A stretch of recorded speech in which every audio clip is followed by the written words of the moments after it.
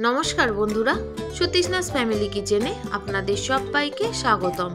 आज आमी आपनादेर जन्य निये एसेछि दुर्दान्त स्वादेर देशी मौरला माछेर टकेर रेसिपि।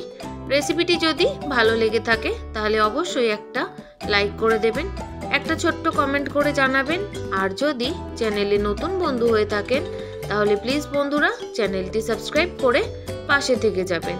ताहले चलुन आर बेशी देरी ना करे झटपट बानिए फेली दुर्दान्त स्वादेर आम दिए मौरला माछेर टकेर रेसिपि। एखाने आमी निये नियेछि 200 ग्राम देशी मौरला माछ। मौरला माछगुलोके खूब भालो मतो करे केटे धुए परिष्कार करे नियेछि। एबार माछगुलोर मध्य नुन हलुद मेखे नेब। तार जन्य प्रथमेई आमी दिये दिलाम परिमाण मतो हलुद, साथे दिए देब परिमाण मतो नुन।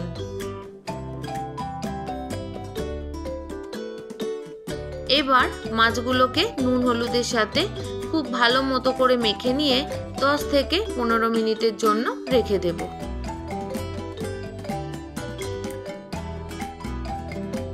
खूब भालो मतो करे नुन हलुद मेखे नेওয়া হয়ে গেছে। এবার আমি এখানে নিয়ে নিয়েছি দুটো মিডিয়াম সাইজের আম।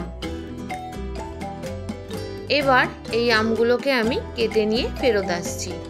দেখুন বন্ধুরা, আমগুলো আমি কেটে নিয়েছি। এখানে একটা আম কাঁচা আছে আর একটা আম একটু পেকে গেছে। পেকে গেলেও আমটা কিন্তু ভীষণ টক।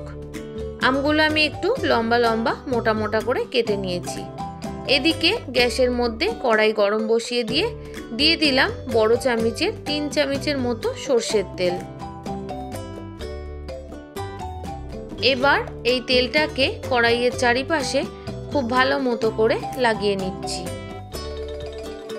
খুব ভালো মতো করে গরম হয়ে যাওয়ার পর এখানে আমি 1 মুঠোর মতো হলুদ বড়ি ভেজে নেব। আপনারা চাইলে এই রেসিপিতে বড়িটা একটু কম বেশি করে নিতে পারেন। বড়িগুলো খুব ভালো মতো লাল লাল করে ভেজে নেব।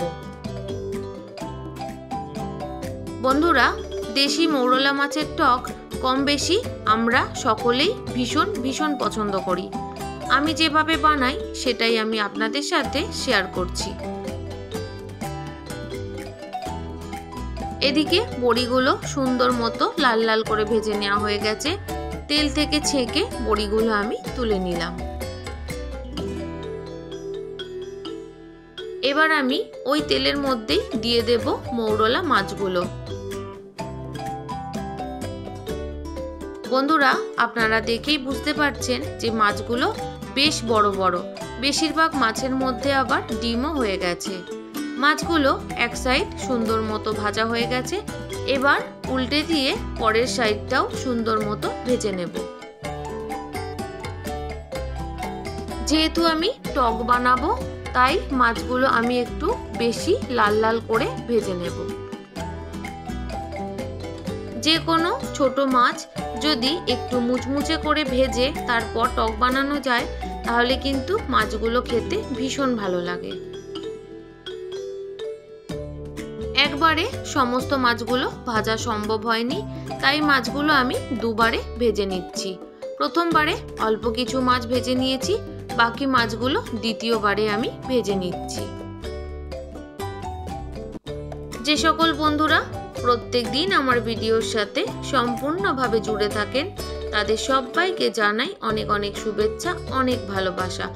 আর যে সকল বন্ধুরা আজ আমার চ্যানেলে প্রথম এসেছেন প্লিজ বন্ধুরা রেসিপিটি ভালো লাগলে অবশ্যই কিন্তু সাবস্ক্রাইব করে পাশে থেকে যাবেন।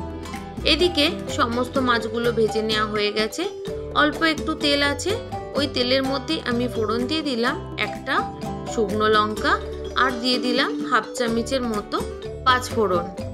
ফোড়নটা নাড়াচাড়া করার পর যখন সুন্দর গন্ধ আসবে তখন কেটে রাখা আমগুলো দিয়ে সুন্দর মতো ভেজে নেব। গ্যাসের ফ্লেমটা হাইতে রেখেই কিন্তু আমগুলো ভেজে নিতে হবে। আমি আমগুলো খোসা সহই টক বানাবো। আপনারা চাইলে আমের খোসা ছাড়িয়ে নিয়ে টকটা বানাতে পারেন। ভাজতে ভাজতে আমের কালারটা চেঞ্জ হয়ে গেছে। এবার আমি এখানে দিয়ে দেব পরিমাণ মতো হলুদ আর দিয়ে দেব পরিমাণ মতো নুন। এবার আবারও খুব ভালো মতো করে আমের সাথে মিশিয়ে দেব। এই সময় গ্যাসের ফ্লেমটা লোতে রেখে আমগুলো ভেজে নিতে হবে। মোটামুটি 1 থেকে 2 মিনিটের জন্য আমগুলো ভেজে নেব। তারপর দিয়ে দেব পরিমাণ মতো জল। বন্ধুরা, আমি এই টকে ঝোলটা একটু পাতলা রাখবো, তাই জলটা একটু বেশি দিয়েছি। আপনারা যে যেরকম ঝোল রাখতে পছন্দ করবেন সেই অনুযায়ী জলটা দিয়ে নেবেন। এবার গ্যাসের ফ্লেমটা বাড়িয়ে দিলাম। খুব ভালো মতো করে মিশিয়ে দিয়ে ঢাকনা দিয়ে দেব 5 মিনিটের জন্য। 5 মিনিট পর ঢাকনা খুলে আমি আপনাদের দেখাবো যে আমটা কত সুন্দর মতো সেদ্ধ হয়ে গেছে।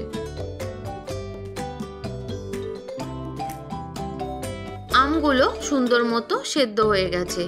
আমি যেহেতু টকটা একটু মিষ্টি মিষ্টি বানাবো, তাই আমি দিয়ে দেব চিনি। আপনারা যারা যারা চিনি পছন্দ করেন না তারা চিনিটা স্কিপ করতে পারেন, আবার চিনির পরিবর্তে গুড়েরও ব্যবহার করতে পারেন। এখানে আমি 1/2 কাপের একটু বেশি চিনি দিয়েছি। আপনারা আপনাদের স্বাদ অনুযায়ী চিনিটার ব্যবহার করবেন।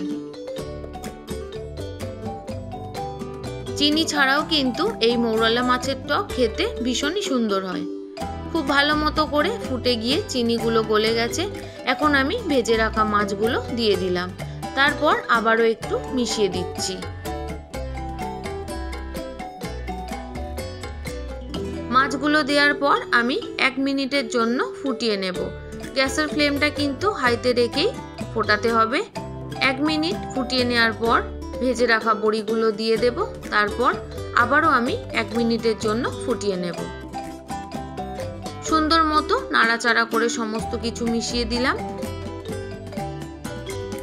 বড়ি দেওয়ার পর আবারও 1 মিনিট ফুটিয়ে নিয়েছি। এবার আমি দিয়ে দিলাম বড় চামচের 1 চামচের মতো সর্ষে পাউডার। এই সর্ষেটা আমি শিলনোড়ায় গুঁড়িয়ে নিয়েছিলাম, সেটাই আমি দিয়ে দিলাম। তারপর আবারও একটু মিশিয়ে দিচ্ছি।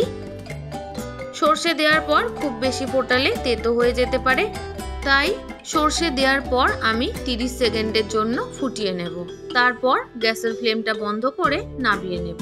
তাহলে বন্ধুরা, দুর্দান্ত স্বাদের আম দিয়ে দেশি মৌরলা মাছের টকের রেসিপি আপনাদের কেমন লাগলো অবশ্যই কিন্তু কমেন্ট করে জানাবেন। ভালো লাগলে অবশ্যই একটা লাইক করে দেবেন। আমার সাথে এতক্ষণ ধৈর্য ধরে থাকার জন্য আপনাদের সবাইকে অসংখ্য অসংখ্য ধন্যবাদ।